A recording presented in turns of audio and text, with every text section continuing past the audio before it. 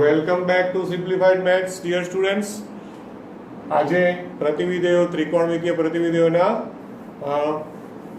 Part 3માં આપનું સ્વાગત છે. આપણે સ્ટાર્ટ કરી રહ્યા છીએ આજે સ્વાધ્યાય 2.1 પછીનો જે થિયરીનો ટોપિક છે. 2.1 સુધીનું આપણે બધું જ જોયું છે. અમુક દાખલાઓ પણ ગણ્યા છે. એસાઇનમેન્ટમાં તમે પ્રયત્ન કર્યો હશે. ઓકે, હવે ત્યાંથી આગળ વધીએ છીએ. આપણે લાસ્ટ જે લેક્ચરમાં જોયું એમાં કેટલી વસ્તુ જોઈ છે ફરી એકવાર યાદ કરી લો. 6 ઇન્વર્સને આપણે વ્યાખ્યાયિત કર્યા છે, એટલે કેવી રીતે એક એક અને વ્યાપ્ત બને છે જેથી કરીને ઇન્વર્સનું અસ્તિત્વ થાય છે. ઓકે, બધું યાદ છે ને.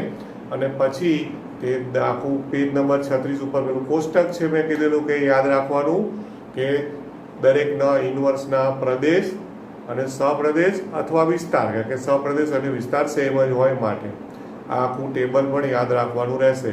ઓકે, પછી કેટલાક અગત્યના પરિણામો કે જે કહો છો જેમાં આપણને થોડું કન્ફ્યુઝન થાય છે એ બધા પણ મેં છેલ્લે બધા તમને લખાવેલા છે કે ભાઈ સાઇન ઇન્વર્સ એક્સ તો is not equal to sine x નો હોલ ઇન્વર્સ. મતલબ એ બે અલગ છે. પેલું -1 ઘાત છે અને બરાબર પેલું -1 ઘાત હતું અને આમાં -1 નથી પણ ઇન્વર્સ છે.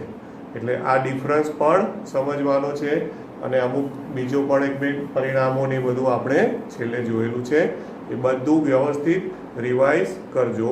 હવે નેક્સ્ટ ટોપિક છે, તો આજના સેશનમાં હું બધા પ્રમેયો એટલે ગુણધર્મો છે ત્રિકોણમિતીય પ્રતિવિધેયોના ગુણધર્મો, એને પ્રમેય પણ કહી શકો. જૂની આપણી ટેક્સ્ટબુકમાં પ્રમેય તરીકે આપેલા હતા.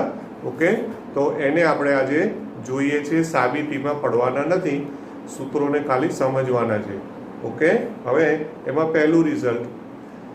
હવે જો રિઝલ્ટ લખતો જઈશ ને થોડુંક અગાઉનું તમારું 11મા ધોરણનું ત્રિકોણમિતિ છે ને એ થોડું યાદ કરજો, તો એની સાબિતીમાં તમને એવું લાગશે કે આનો ઉપયોગ થતો હશે 11મા ધોરણનું. યુગ્મ વિધેય, સરવાળા સૂત્ર, ગુણિત ઉપગુણિત, એ બધાની સાથે કંઈક ને કંઈક તમને આમ રિલેટ થતું હોય એવું લાગશે, પણ સાબિતી પૂછવાના નથી એટલે વાંધો નથી. હવે એનું પહેલું પ્રમેય અથવા પહેલો ગુણધર્મ, દરેક ગુણધર્મમાં 3 રિઝલ્ટ આપ્યા છે. દરેક પ્રમેયમાં 3 પ્રમેય નામ નથી આપ્યું, ગુણધર્મ કયો છે એમાં 3 પરિણામો આપ્યા છે. તો પહેલું છે, તો પહેલાનું ફર્સ્ટ. ઓકે, ટેક્સ્ટ બુક બધા ખુલ્લી રાખશો તો સાથે સાથે ખ્યાલ પણ આવશે હું શું લખી રહ્યો છું. બરોબર છે. અને આમાં તો જો કે હું દાખલા નથી ગણતો એટલે અહીંયા ધ્યાન આપશો તો પણ વાંધો નથી. કદાચ આ ના દેખાય એટલા માટે ટેક્સ્ટ બુક ખુલ્લી રાખવાનું કહું છું. હવે પહેલું રિઝલ્ટ છે કે sine inverse 1/x, sine inverse 1/x is equal two cosec inverse x, કે જ્યાં હવે જો અહીંયા એને આવું લખેલું હશે x is less than or equal to -1 અથવા x is greater than or equal to 1. Right, આવું લખ્યું છે. રાઈટ, હવે આમાં કેવું છે કે આપણને જ્યારે ઇન્વર્સની વ્યાખ્યાઓ સમજાવવામાં આવી ને ત્યારે લોકોએ પ્રદેશ તરીકે આમાં જો કોનો પ્રદેશ લખ્યો છે, આ કોસ ઇન્વર્સનો. હવે કોસ ઇન્વર્સનો પ્રદેશ છે ને, રાઈટ, એને બીજી રીતે લખો તો x બિલોંગ્સ ટુ શું કહેવાય? આને બીજી રીતે લખો તો ખબર છે, r minus open interval -1 to 1. બરોબર, એટલે મેં માટેની નિશાની કરી છે. x belongs to આ આપણે જાણીએ છીએ, આપણે પેલું કોષ્ટક છે 36 નંબરના પેજ ઉપર એમાં આપ્યું છે. તો r minus open interval -1 to 1 નો અર્થ શું છે કે -1 થી 1 સિવાયની બધી કિંમતો વાસ્તવિક સંખ્યાઓ છે. એટલે ધ્યાનથી જુઓ તો આ 1 થયું કે નહીં? -1 અથવા એનાથી નાની કિંમતો અને +1 અથવા એનાથી મોટી કિંમતો, એટલે આ થયું કે નહીં? r -1 to 1. બરોબર. હવે હજુ એટલે જો આ એક રીતે લખ્યું, આ બીજી રીતે લખ્યું, હજુ એને ત્રીજી રીતે લખાય છે. હવે એટલે એ લોકોએ જ્યારે થિયરી સમજાવી છે ને વ્યાખ્યા, ત્યારે એ લોકોએ ત્રણેય રીતે નથી કહ્યું કે ભાઈ આમ પણ લખાય, આમ પણ લખાય, આમ પણ લખાય, એવું નથી બોલ્યા. પણ પછી જ્યારે આ બધા ગુણધર્મો આવે ને તો ગુણધર્મોમાં એ લોકોએ ડાયરેક્ટ ઉપયોગ કરી દીધો. તો આપણે જો એક જ પેલું કોષ્ટક ગોખીને બેઠા હો તો પછી તમને આ x belongs to r -1 to 1 આવે તો જ ખબર પડે બાકી કે આ તો આવું તો સાલું કે જોયું નથી એવું થાય, પણ વસ્તુ એકની એક જ છે. હજુ આની આ જ વસ્તુને ત્રીજી રીતે પણ લખાય છે, માટે એને ત્રીજી રીતે આ રીતે લખાય છે. ઓકે, યાદ રાખજો આ ત્રણ વસ્તુ, એટલે મેં 3 રીતે લખ્યું છે, ટેક્સ્ટ બુકમાં એક જ રીતે લખ્યું છે, તો યાદ રાખજો આ ત્રણેય વસ્તુ સમાન જ છે. Okay, x less than or equal to -1 or x greater than or equal to 1, અથવા તો x belongs to r minus open interval -1 to 1, અથવા mod x greater than or equal to 1. આ ત્રણેયનો મીનિંગ સેમ જ છે, x ના પ્રદેશની જ વાત કરી છે. ઓકે, હવે આમાં બીજું રિઝલ્ટ છે, એમાં પણ આ જ છે. બીજું રિઝલ્ટ છે cos inverse 1 upon x is equal to sec inverse x. હા, હવે એમાં પણ હું આમ જ લખી દઉં છું, મતલબ કે એમાં sec inverse cosec inverse માં સેમ જ પ્રદેશ છે એટલા માટે, બરોબર છે. હા, અને પછી એમાં ત્રીજું પરિણામ, તો ત્રીજું પરિણામ એમાં આવું આપેલું છે, sin ઇનવર્સ આવી ગયું, cos ઇનવર્સ આવી ગયું, અને ત્રીજું પરિણામ છે એમાં tan ઇનવર્સ છે. tan ઇનવર્સ 1 upon x તો is equal two cot inverse x. હવે આમાં એક અગત્યની વસ્તુ છે, એકચ્યુઅલી cot ઇનવર્સ x નો પ્રદેશ છે r છે, x belongs to r, પણ અહીંયા એ લોકોએ આપ્યું છે x greater than 0. મતલબ કે આ પરિણામનો ઉપયોગ હું ક્યારે કરી શકું છું? જો x ધન હોય તો જ. દોસ્તો યાદ રાખજો, આપણે પેલી ટેબલથી દાખલાઓ ગણીશું ને તો x belongs to r થી એટલા બધા ટેવાઈ જઈશું કે આ x greater than 0 ભૂલાઈ જવાશે. ઓકે, તો જો x greater than 0 હોય ને તો જ આનો ઉપયોગ થાય છે, રાઈટ. તો આ 3 પરિણામો એ પહેલું પ્રમેય કે પહેલો ગુણધર્મ છે, રાઈટ. હવે બીજું કે અહીંયા ધ્યાન આપજો, અહીંયા જે x ની કિંમતો બાજુમાં લખી છે શરતમાં, તો એ શરતમાં જે કિંમત લખી છે એ બધા પ્રદેશો લખ્યા છે. કોના પ્રદેશો લખ્યા છે? તો ડાબી બાજુનું વિધેયના કે જમણી બાજુના? દોસ્તો સમજી લો. હા, તો ટોટલ 6 એક પ્રમેય આમાં આપ્યા છે, 6 ગુણધર્મો. બધામાં યાદ રાખજો કે જે પણ વિધેય જમણી બાજુ આવે તેનો જ અહીંયા પ્રદેશ લખવાનો. જેમ કે cosec ઇનવર્સ આવ્યું તો એનો પ્રદેશ, sec ઇનવર્સ તો એનો પ્રદેશ, cot ઇનવર્સ તો એનો પ્રદેશ, રાઈટ. ડાબી બાજુનો પ્રદેશ નહીં લખવાનો, કારણ કે ડાબી બાજુનો લખો તો sin ઇનવર્સ, તો sin ઇનવર્સનો પ્રદેશ તો પાછું શું થાય યાદ છે ને? sin ઇનવર્સનો ક્લોઝ ઇન્ટરવલ -1 to 1, cos ઇનવર્સનો પણ ક્લોઝ ઇન્ટરવલ -1 to 1. તો ત્યાં ભૂલ પડી જાય પેલું કન્ડિશન જોવામાં, રાઈટ. અને આમાં તો બંને બાજુ tan ઇનવર્સ cot ઇનવર્સ છે એટલે r જ છે, પણ આમાં પાછું r નથી લેવાનું, પણ x greater than 0 લેવાનું. જો આ આખું ચેપ્ટર છે ને એ કન્ડિશન્સ એપ્લાય ઉપર છે. મતલબ શું? આખા ચેપ્ટરમાં દરેક દાખલામાં જો તમે શરતોને ચૂક્યા, પ્રદેશ અને વિસ્તાર, જે 36મા નંબરના પેજ ઉપર જે કોષ્ટક આપ્યું છે એ તમે ચૂક્યા અને એમને જો ગણી કાઢ્યું તો ગયા કામથી. 3 માર્ક્સનો દાખલો હશે, 1.5 માર્ક્સ આપે તો આપે. શરતો જોવી જ પડે, ચેક કરવી જ પડે, કમ્પલસરી. MCQની વાત નથી કરતો, પણ બાકી ખ્યાલ આવ્યો કે નહીં? તો હવે આ પહેલું ગુણધર્મ અથવા પહેલો પ્રમેય થયો, રાઈટ. હવે તમને શું લાગે છે પહેલો પ્રમેય જે લખ્યો એમાં કોની સાથે રિલેટ થાય છે? વ્યસ્ત જેવું લાગે છે? વ્યસ્ત જેવું લાગે છે કે નહીં? વ્યસ્ત એટલે શું?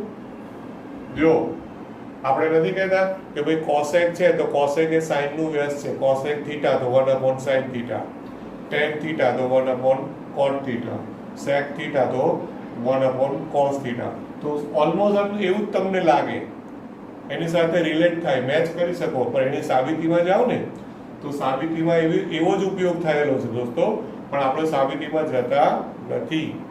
ઓકે, હું તમને કહું છું, તમે બહુ નસીબદાર છો. નસીબદાર કઈ રીતે ખબર છે? કે આમાં 6 પ્રમેય છે ને, તો 6 ના 3 રિઝલ્ટ ગણો એટલે કેટલા રિઝલ્ટ થાય? 18. ઓલમોસ્ટ 18 રિઝલ્ટ થાય, 17 કે 18. 18 ની પ્રૂફ છે, 18 ની સાબિતી છે. અને જૂના પેપર સ્ટાઇલ પ્રમાણે આપણે સાબિતી પૂછતા 2 માર્ક્સમાં કે જેવી સાબિતી એ પ્રમાણે. ઓકે, હવે આવું પૂછતા કે ભાઈ સાઇન ઇનવર્સ 1/x બરાબર કોસેક ઇનવર્સ x સાબિત કરો. તો વિચારો કે અઘરું પડી જાય એવું લાગે છે. કારણ કે આપણે થિયરીથી ટેવાયેલા નથી. પણ એનો એક ફાયદો એ હતો, એટલે ગોખણિયાઓ માટે ફાયદો હતો. ગોખણિયાઓ માટે શું ફાયદો હતો ખબર છે? કે હું આમાં છે ને, આ ધારો કે હું પૂછું, આમાં હું કશું ટ્વિસ્ટ ના કરી શકું. ટ્વિસ્ટ ના કરી શકું એટલે જે હોય એ જ પૂછવું પડે. એટલે ગોખણિયાઓ હોય, સમજ્યા હોય કે ના સમજ્યા હોય, ઘણી લખી નાખે, માર્ક્સ મળી જાય. અને એની બદલે હવે શું, દાખલાઓમાં તો હું રકમમાં, ચોપડીનું રકમમાં સહેજ ફેરફાર કરીને રકમ બનાવી શકું, પણ આમાં એ શક્ય નથી. એટલે પાછો એનો એક ફાયદો એ હતો અને ગેરફાયદો એ હતો કે આટલી બધી સાબિતીઓ આપણે તૈયાર કરવી પડતી હતી. ઓકે, એટલે આટલું તમારા માટે સારું છે મારી દ્રષ્ટિએ. હવે બીજું રિઝલ્ટ જુઓ, બીજો ગુણધર્મ. બીજા ગુણધર્મમાં તમને કંઈક પેલું યુગ્મ અયુગ્મ વિધેય યાદ આવશે, ધ્યાનથી જોજો. એમાં પણ પાછા ત્રણ પરિણામો છે. એમાં પહેલું, ઓકે, પહેલું છે sine inverse of -x is equal two minus sine inverse of x. અને બાજુમાં શરત આપી છે. તો જો આમાં બંને બાજુ સાઇન ઇનવર્સ જ છે, પણ તોય આપણે એક વસ્તુ પકડી રાખો કે જમણી બાજુનો જ પ્રદેશ લખવાનો. જમણી બાજુ ભલે બંને બાજુ સરખા હોય, પણ યાદ એવું રાખવાનું જમણી બાજુનું લખવાનું. એટલે એનું x બિલોંગ્સ ટુ -1 to 1, અથવા એને બીજી રીતે લખો તો આ પણ લખાય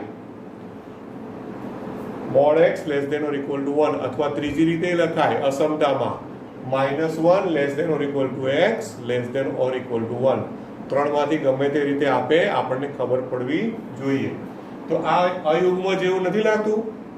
અયુગ્મ વિધેય f of -x બરાબર -fx છે કે નહીં?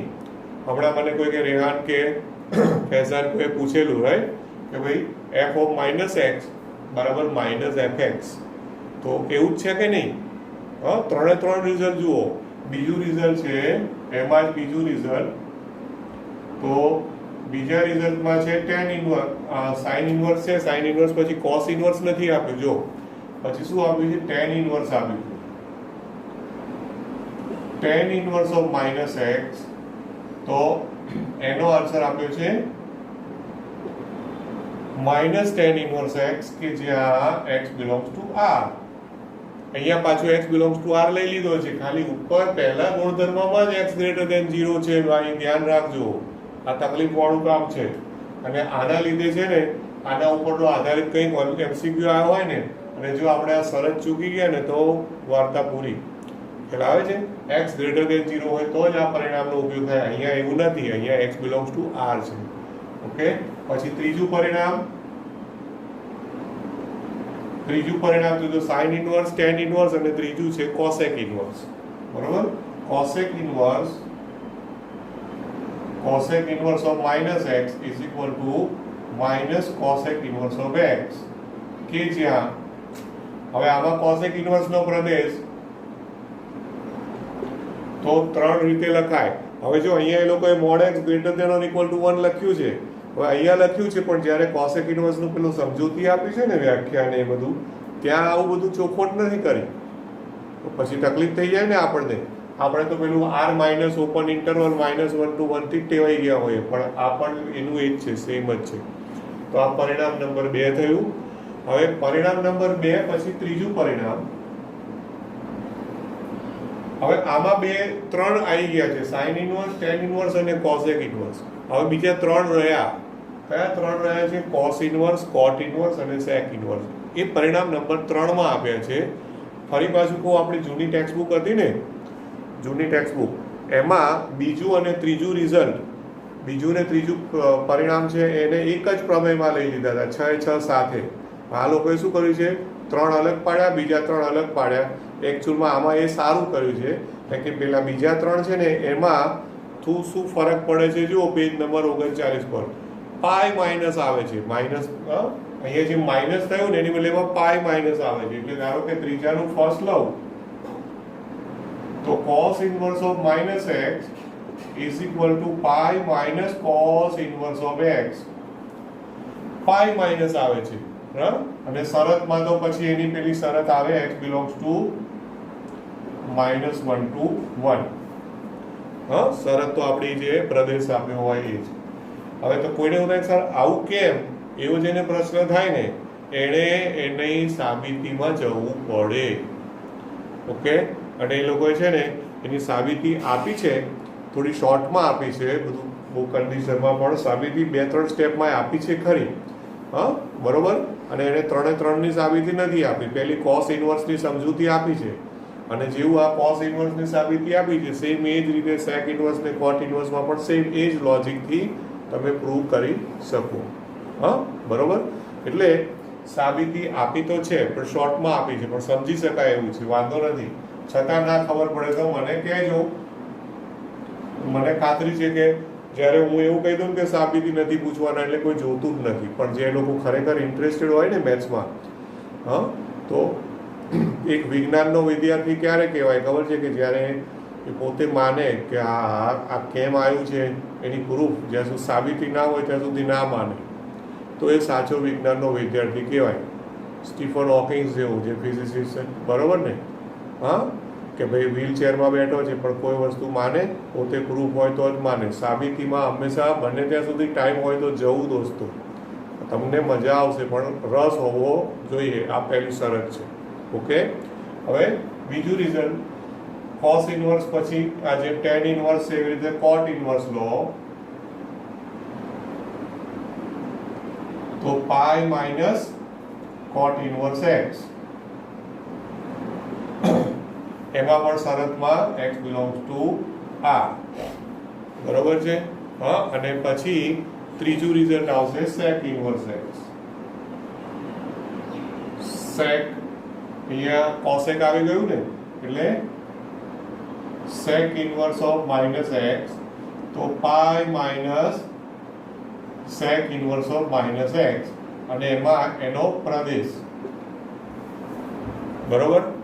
ઓકે, હવે હું તમને ખાલી આપણે 2.1 સ્વાધ્યાય ગણ્યું ને ત્યારે મેં તમને એવું કહ્યું હતું, ફરી પાછું લેક્ચર યાદ કરજો કે એક વખત આ બધા ગુણધર્મો જાણ્યા પછી તમે 2.1નો દાખલો પણ આ ગુણધર્મની મદદથી ગણી શકશો. હવે મેં કહ્યું હતું કે નહીં. હવે હું 2.1નો એક દાખલો તમને સિમ્પલ ઉદાહરણ તરીકે યાદ કરાવું કે જો cos ઇન્વર્સ ઓફ -1/2 આવું એક હતું, જેની મુખ્ય કિંમત શોધો, આવો પ્રશ્ન હતો. હવે એમાં હું આનો ઉપયોગ કરું તો શું થાય દોસ્તો, cos ઇન્વર્સ ઓફ -x બરાબર પાઈ માઇનસ cos ઇન્વર્સ x લખાય, તો આના બરાબર શું લખાય, પાઈ માઇનસ cos ઇન્વર્સ ઓફ ½ હવે એકવાર આ જાણ્યા પછી હું એનો ઉપયોગ એક્ઝામમાં કરી શકું છું, અને cos ઇન્વર્સ ઓફ ½ એટલે પાઈ માઇનસ π/3, બરોબર છે. કે 1/2 એટલે cos ઇન્વર્સ આવે ને એટલે ખૂણો જ યાદ કરવાનો કે cos નું મૂલ્ય 1/2 કયો ખૂણો છે, 60° એટલે π/3, એટલે પાઈ માઇનસ π/3, એટલે લસા લઈ લો તો શું આન્સર આવ્યો, 2π/3 આનો જવાબ આવ્યો.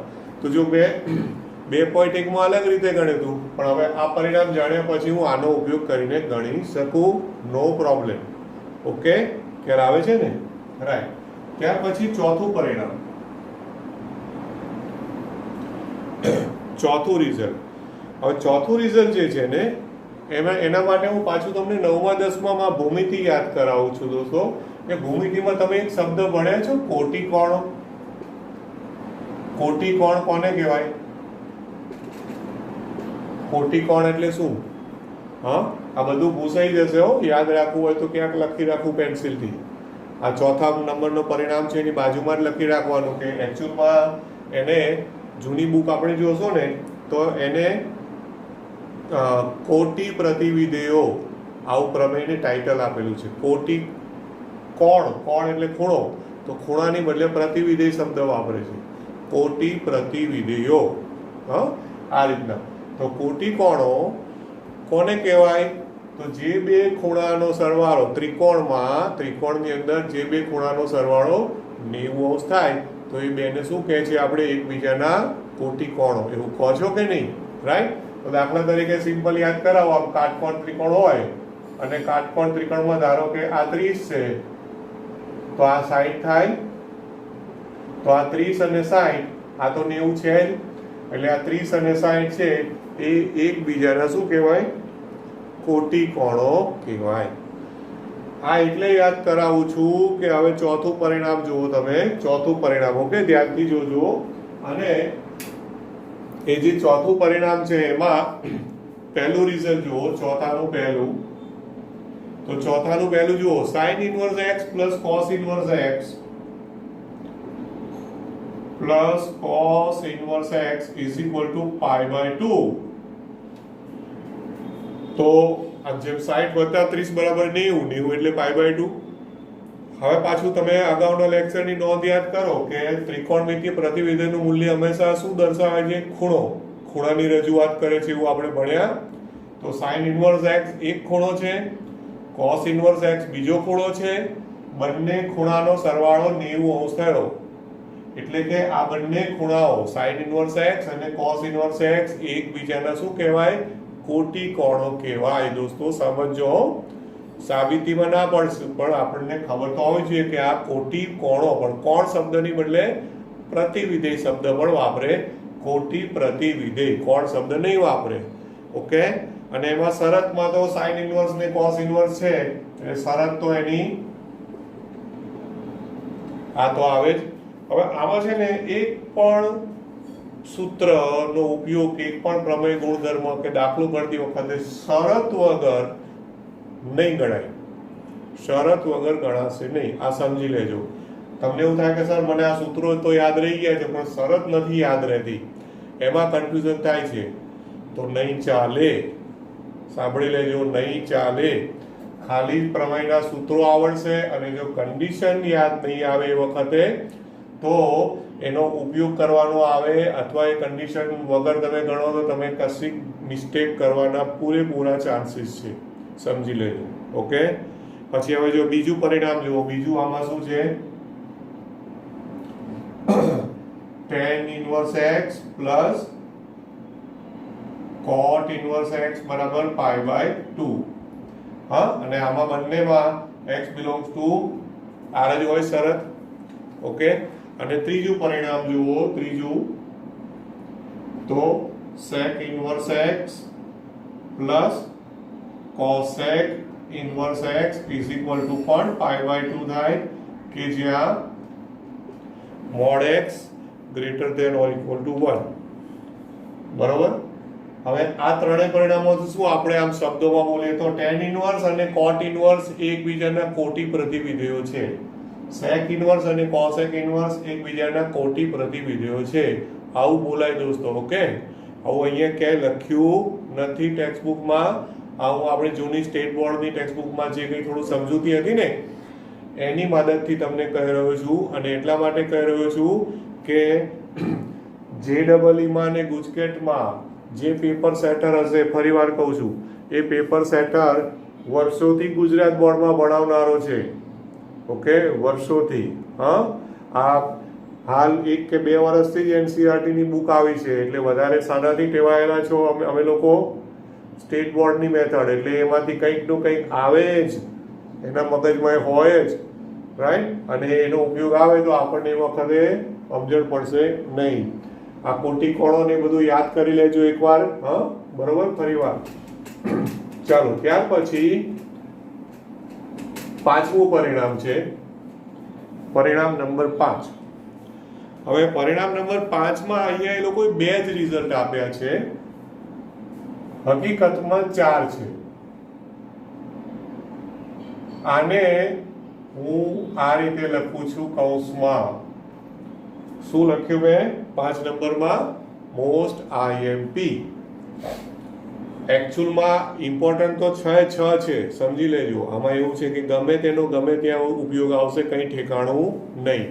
પણ આ બધામાંથી સૌથી વધારે IMP કેવું હોય તો એ 5મું રિઝલ્ટ છે. તમે ધારો કે આ ચેપ્ટરમાંથી 25 દાખલા ગણશો ને, તો 25 માંથી કદાચ એવું બને કે 17-18 દાખલા તો ખાલી આ જ ગુણધર્મની મદદથી ગણાય અને બાકીના દાખલામાં બીજો ઉપયોગ આવે. બની શકે આવું. ઓકે. એટલે સૌથી વધારે મેક્સિમમ ઉપયોગમાં લેવાતું પરિણામ એ આ 5મું છે.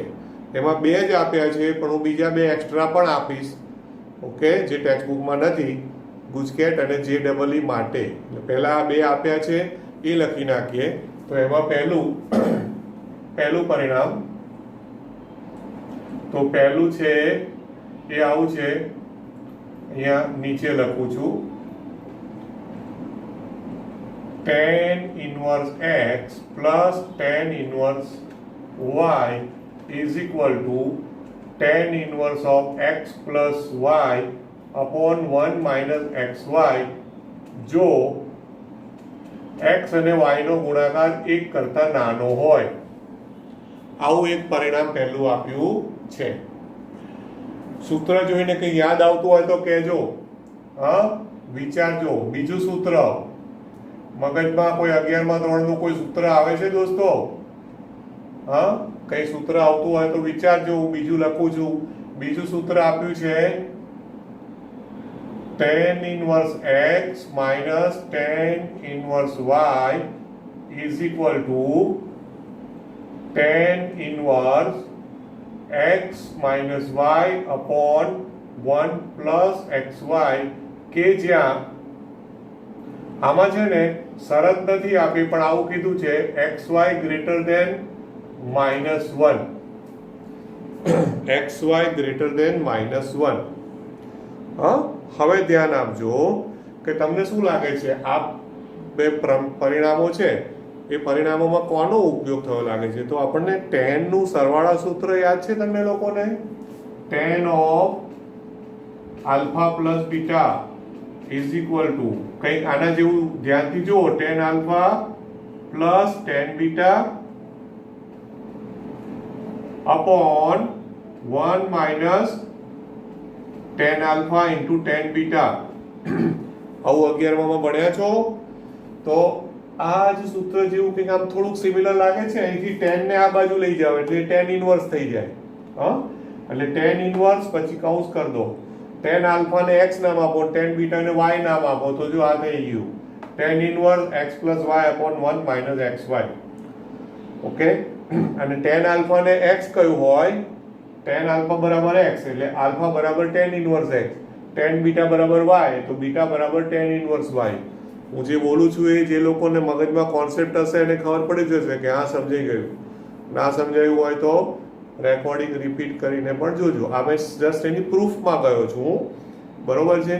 પણ એ ક્યારેક એ પ્રૂફ હોય ને એ આપણા માટે કામની થઈ જાય. કેમ કે આવો કંઈક દાખલો આવે જેમાં આવો કંઈક ઉપયોગ કરવાનો આવે તો હવે ઇન્વર્સના ચેપ્ટરમાં આપણને સરવાળા સૂત્ર ક્યાંથી યાદ આવવાનું હતું? હા, ના જ આવે. એટલે એની સાબિતીમાં સરવાળા સૂત્રનો ઉપયોગ થયો છે.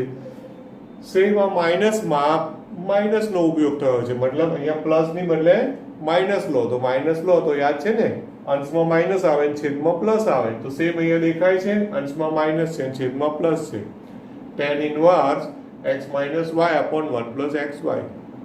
ઓકે, હવે આ 2 તો થઈ ગયા. હવે ત્રીજું ને ચોથું પરિણામ જે લખું છું, જે ટેક્સ્ટ બુકમાં નથી, એ માત્ર જી અને ગુજકેટ માટે તમને આપું છું. તો ત્રીજું અને ચોથું પરિણામ,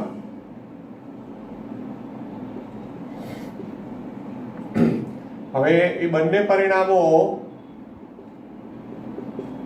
પ્લસના જ છે.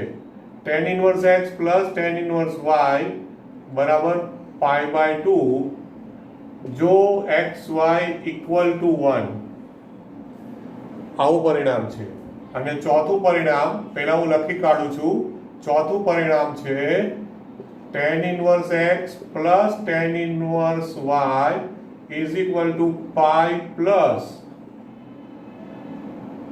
tan inverse x plus y upon 1 minus xy જો xy નું મૂલ્ય 1 કરતા મોટું હોય.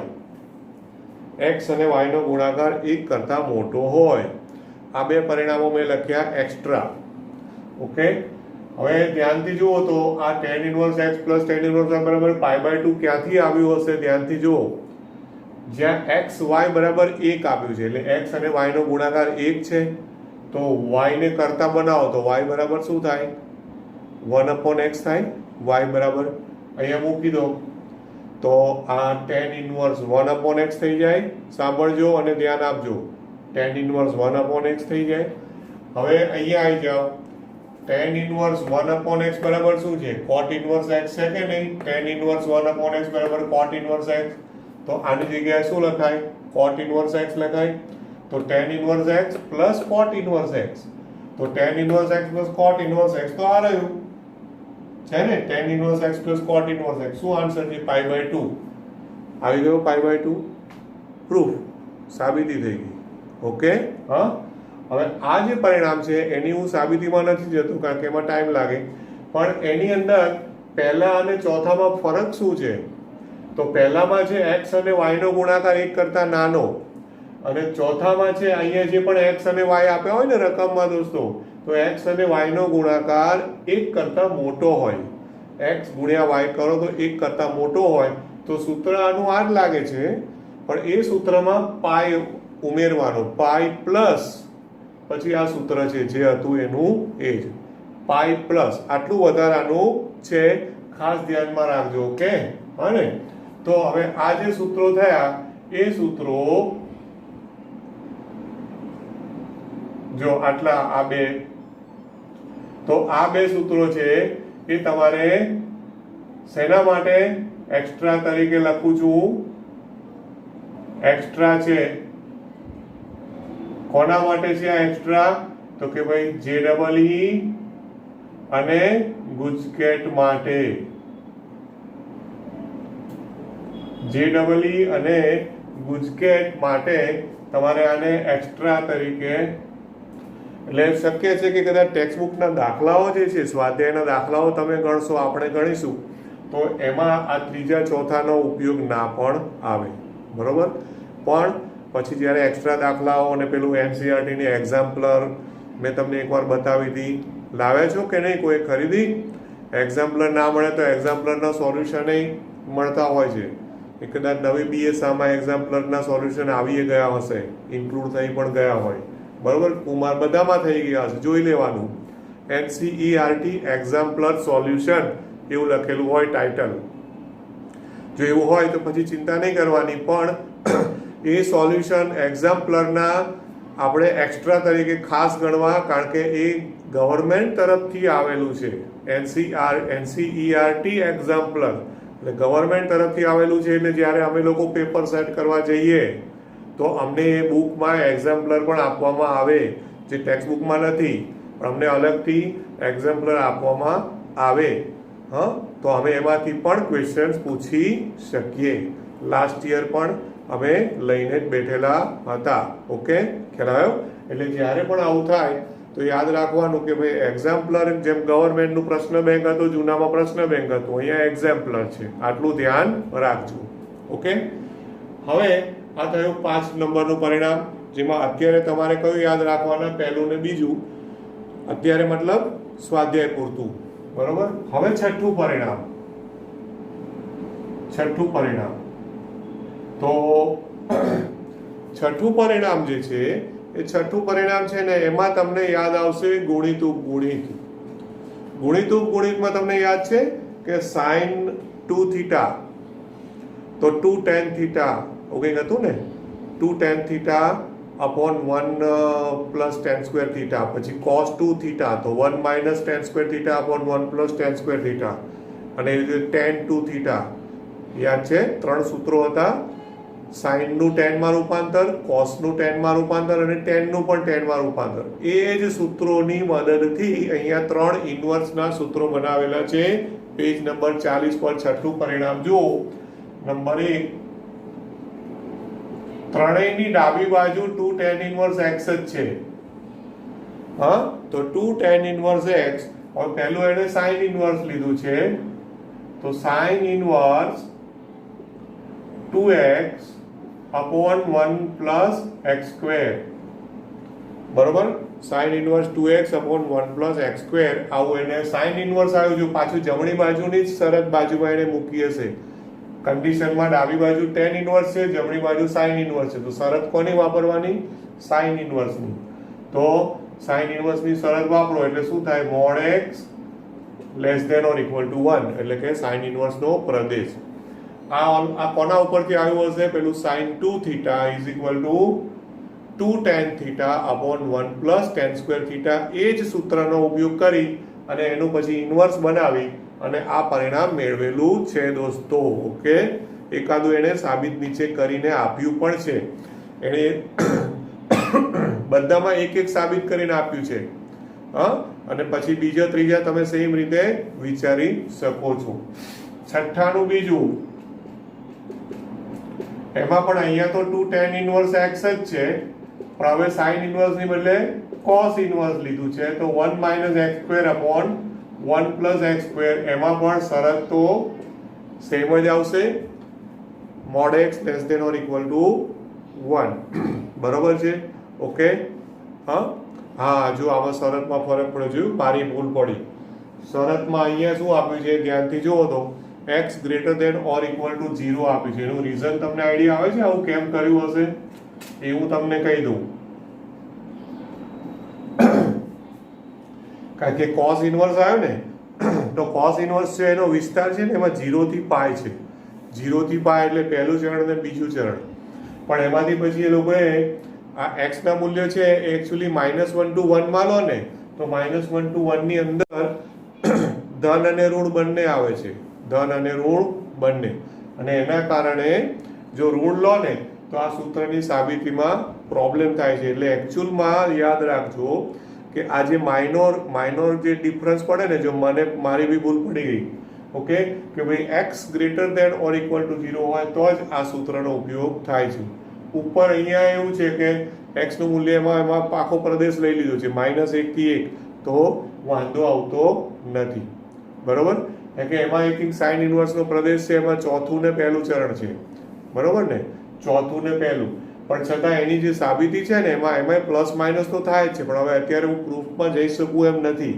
અને એ લોકોએ અહીંયા જે પ્રૂફ આપી છે ને દોસ્તો, હું તમને કહું અહીંયા, તો એ લોકોએ સાવ ઉપર છેલ્લી પ્રૂફ આપી છે. ઉપર છેલ્લી મતલબ સાવ આ કોઈ કન્ડિશન્સને ધ્યાનમાં લીધા વગર, ખાલી તમને સમજાય કે હા બરોબર છે આવું એનામાં.